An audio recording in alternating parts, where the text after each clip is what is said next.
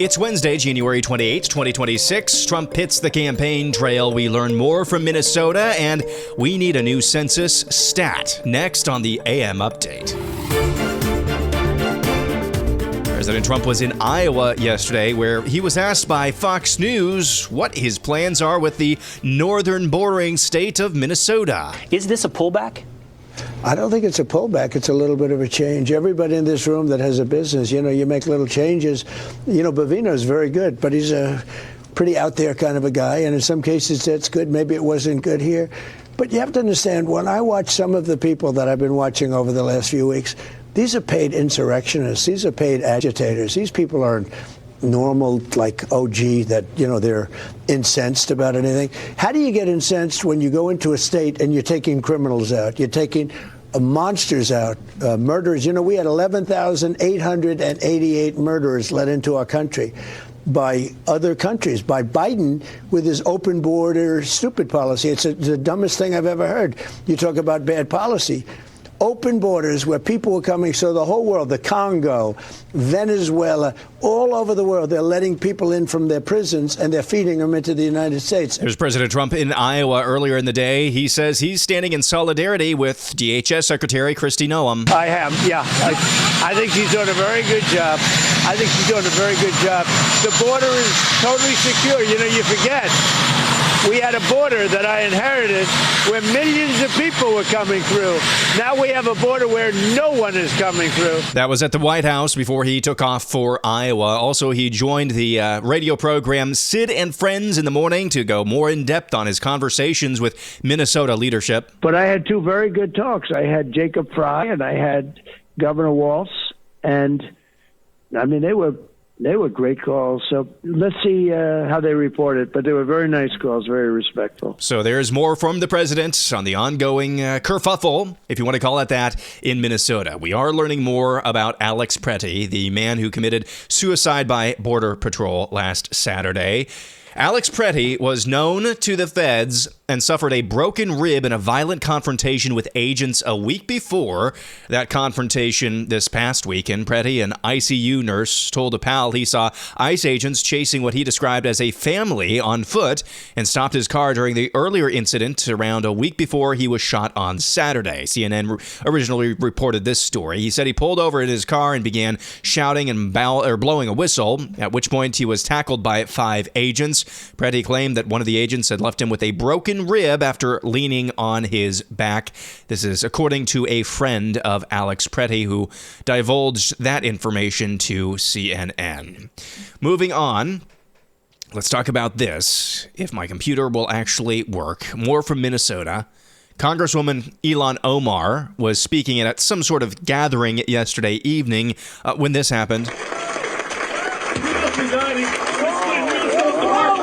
Some crazy-looking dude approached Ilhan Omar as she was speaking at a lectern, doused her with some sort of liquid. It looked like it was being sprayed out of some sort of syringe or something like that. Obviously a very scary scene. From what we can see, Ilhan Omar is okay. We don't know what that man was doing, who he is, or what was in the syringe that he sprayed at Ilhan Omar. A scary sight indeed. Also this, last update out of Minnesota for today. According to Fox News, Patrick J. Schultz, the Minnesota federal judge who is threatening to hold ICE Director Todd Lyons in contempt of court and is ordering him to appear in court on Friday, this federal judge in Minnesota, has appeared on a 2019 list of donors and volunteers for the Immigrant Law Center of Minnesota. That's an organization that provides free legal advice and representation for illegal immigrants. Again, this is a federal judge in Minnesota trying to persecute, basically, President Trump's deportation agenda, appearing on a list, a volunteer and donor list for an organization that provides free legal help for illegal immigration. For illegal immigrants. Also, this is the same judge who declined probable cause on arrest warrants for Don Lemon and a handful of other rioters who stormed City's church in Minnesota, not last weekend, but the weekend before that.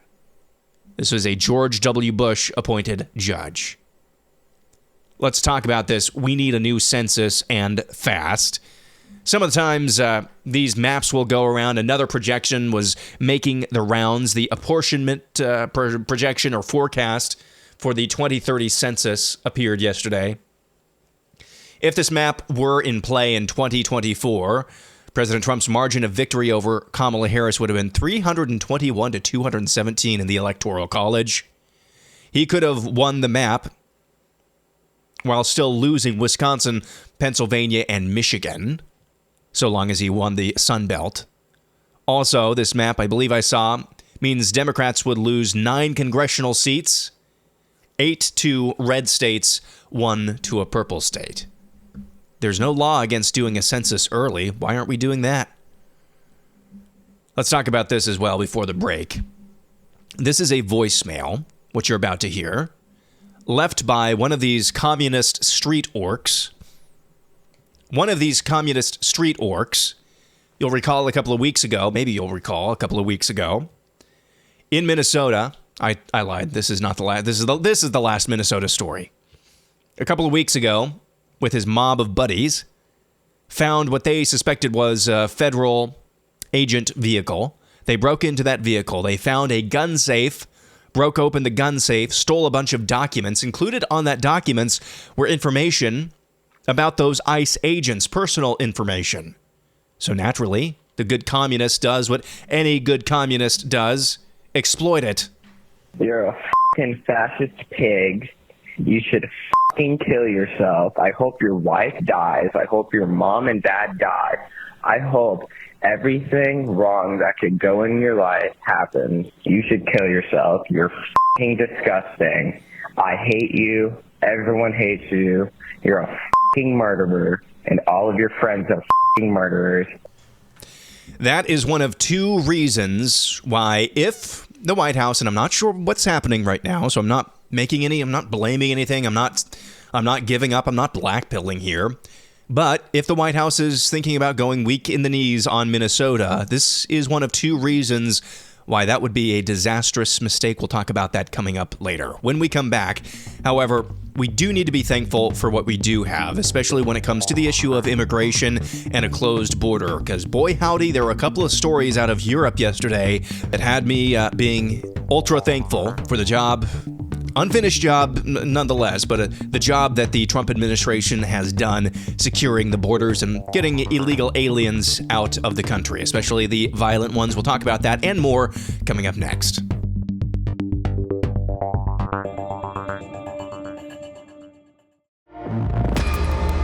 Let's continue on in Europe. This is Ursula von der Leyen. She's the president of the European Commission for the European Union, announcing a new deal the EU has struck with India. Ventures. Finally, Prime Minister Di Narendra, we both know our greatest wealth are our people. That is why I'm so glad that we are signing an agreement on mobility. We will facilitate the movement of students, researchers, seasonal and highly skilled workers. And this is also why we are launching the first EU legal gateway office in India. It will be a one-stop hub to support Indian talent moving to Europe in full alignment with EU member states' needs and policies. This is good for our economies. This is good for the friendship between our people. Ursula von der Leyen, president of the European Commission for the European Union, talking about the quote-unquote agreement on mobility for researchers, for students to come study in our universities, also seasonal workers. Translation, unlimited streams of Indian immigrants now coming to the European Union. How about this story as well? Spain has approved a plan to regularize 500,000 illegal aliens by decree, differing from stricter European policies. Migration Minister Elma Saiz emphasized the positive impact of migration and stated that beneficiaries can work in any sector. The Spanish Catholic Church also praised the move, commending, quote, an act of social justice and recognition. Europe, with the aiding and abetting in this case of the Catholic Church failed to reproduce itself. And instead of leadership maybe addressing that problem, they've elected to replace their population. Solving the real problem would actually mean rejecting their god of secularism. Admitting that secularism was wrong and that actually the old magic was right the whole time. So we might be disappointed. Maybe. We'll see. Again, we're waiting for things to play out.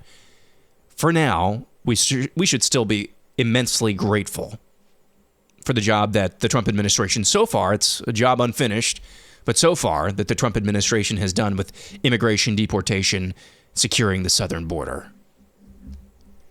Let's go to this story. The National Transportation Safety Board this week presented a cockpit visual simulation demonstrating what contributed to the deadly midair collision between an Army helicopter and an American Airlines jet near Washington, D.C. last year. The simulation indicates it was very difficult for both aircraft to see each other before the January 2025 crash that occurred as the jet was landing at Reagan National, killing 67 people. The first video the NTSB put out shows the last 3 minutes before the collision from the viewpoint of the right seat of the helicopter. Around 8 minutes, 46 seconds, 15 frames into the video, a magenta circle with the label Flight 5342 appears just above the horizon on the right side of the upper portion of the screen. The label Flight 5342 fades about 20 frames later, a split second. The magenta circle tracks the lights of Flight 5342 and remains visible until the airplane becomes visually recognizable about a minute later. So that is to say that it was readily visible for about a split second from the point of view of the helicopter, the military helicopter. After a traffic alert and collision avoidance systems within the helicopter, after that warning indicated, the local controller for air traffic controller is heard on the recordings asking the pilots if they have the commercial jet in their line of sight, and the pilots confirmed that they did. It's unclear what the pilots thought they were looking at. This is shaking out to be just an unimaginable tragedy. Essentially, what we're talking about here is that the pilots of the military helicopter that collided with Flight 5342, they could only really see that jet for about a split second, if I'm understanding the video correctly. They could only truly see it for about a split second. After their collision avoidance system kicks on, air traffic controller comes on and says, "Hey, do you see the Flight 5342? And with all of that air traffic in Washington, D.C., they probably saw something else and thought, oh, that must be Flight 5342. Yeah, we're good. They weren't good. Just an unimaginable tragedy. NTSB has some answers. Let's go to this. Where has this guy been?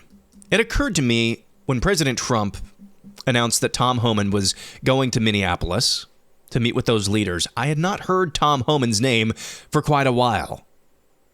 Now, if the Trump administration is going for the worst first strategy, which I was okay with, especially at the beginning of last year as this was starting to ramp up, for reasons we'll discuss, or I'll regale you of in just a few minutes. A guy like Tom Homan is who you want to have front and center doing the messaging, and it's because of instances like this during an MSNBC hit back in September. I see on the show this morning you have Governor Healy talking about ICE doing enforcement operations at a church. Mm-hmm. False. Didn't happen. They were parked there. They did not do an operation there. She said they were parked in a public space legally. But to say that and to push that out there puts fear in the immigrant community. So let me tell you what's happening. To do that puts fear in the community. Right. To park the ICE agent's vehicle they're on a near public a church. Street. They are on a public street. She said they're on a public street, sir, waiting to respond to a criminal alien release pulled aside the road. Let me tell you, in the last couple of days, what's happened in Boston. They've arrested Victor Gomez Perez, a 33-year-old criminal alien from Guatemala, with charges of aggravated rape, assault and battery with dangerous weapon, indecent assault and battery on a victim 14 years or younger. They arrested Kaylee Espinosa, a 34-year-old criminal alien from Colombia, with charges of aggravated aggravated assault on a pregnant victim. They arrested Joshua Gonzalez, a 23-year-old criminal alien from Dominican Republic, with charges for trafficking heroin, morphine, opium, resisting police, disorderly conduct, and drug distribution. They also arrested Samuel Armando Barrera, a 20-year-old criminal illegal alien from Guatemala, pending charges for assault and battery on a child. So Mayor Wu and Governor Healy, they ought to be calling ICE and thanking them for making their streets safer, for protecting their communities and taking these people off the street. They've turned a blind eye to this. They're sanctuary cities. Sanctuaries, cities and sanctuary states are sanctuaries for criminals.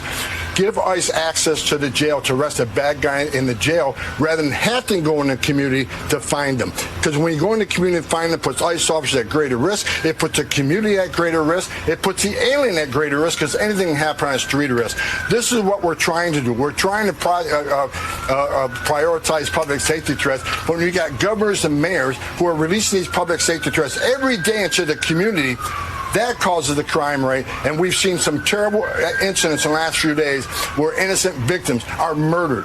This past year, I've seen innocent Americans raped and murdered by people who are not supposed to be here. So rather than going back and forth and say, well, ICE has got a car parked near a church, that is ridiculous. You're out there looking for people like this, exactly what they're doing. Well, I would argue that actually. Where has that man been? And finally, air analysis, slightly acidic, mostly necessary. I was totally okay with the strategy so long as it was part of a larger strategy early last year about actually doing the worst first deportation strategy. It's because you could get moments like that you just heard with Tom Homan, where he totally and completely has the moral high ground, and it's not even up for debate on a place like MSNBC, which admittedly it's not hard to have the moral high ground on MSNBC. But if you're going to get people used to the idea that deportations are a normal part of human existence in the United States of America, you might as well start with the worst first.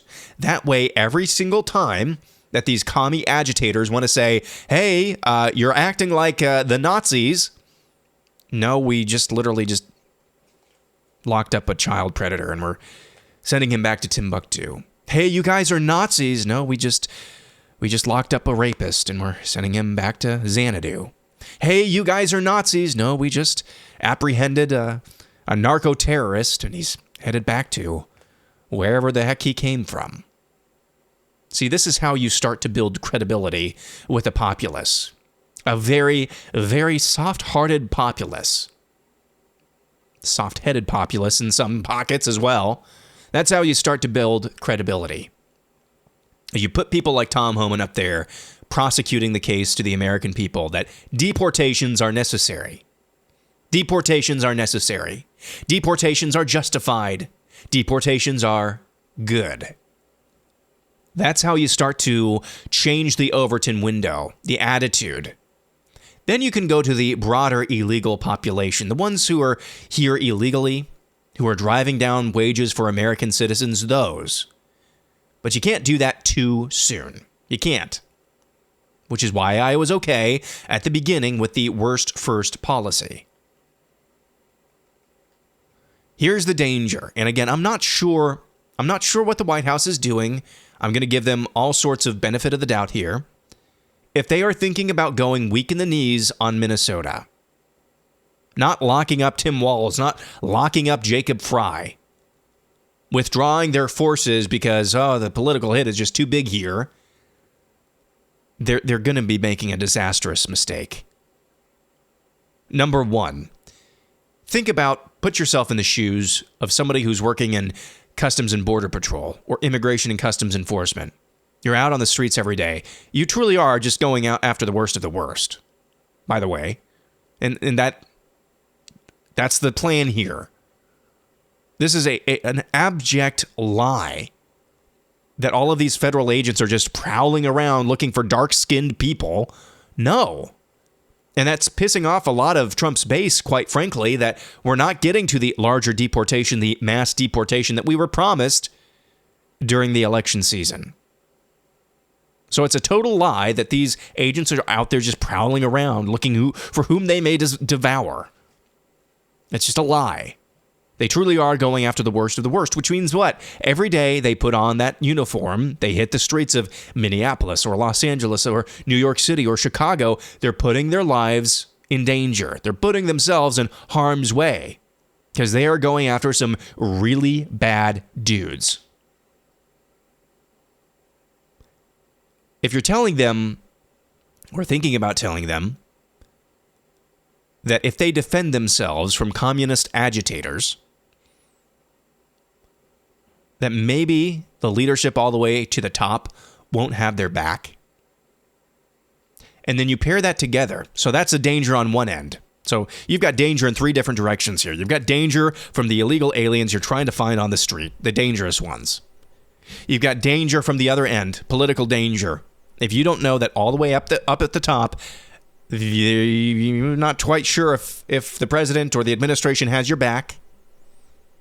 Those are two fronts of danger for these agents, for these federal agents. And then third, go back to that voicemail we listened to. You know that the communist orcs, the communist street orcs, if they get a hold somehow of your information, whether that's from breaking into your government-issued car or some other way that you're doxxed, they will make your life a living hell and probably even kill you if they have the chance. So this is a three-legged stool here of danger. And most days, you've got maybe two of those legs that are working.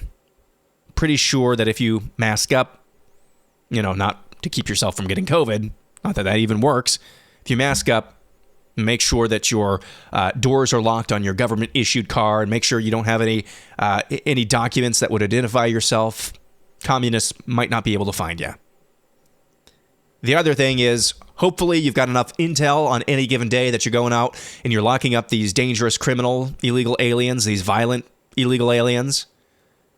You're going to get the jump on them so they can't get the jump on you. And most days you hope that the people all the way up the totem pole, the chain of command, everybody's got your back. Three-legged stool. You start knocking out a leg, stool's not going to stand up.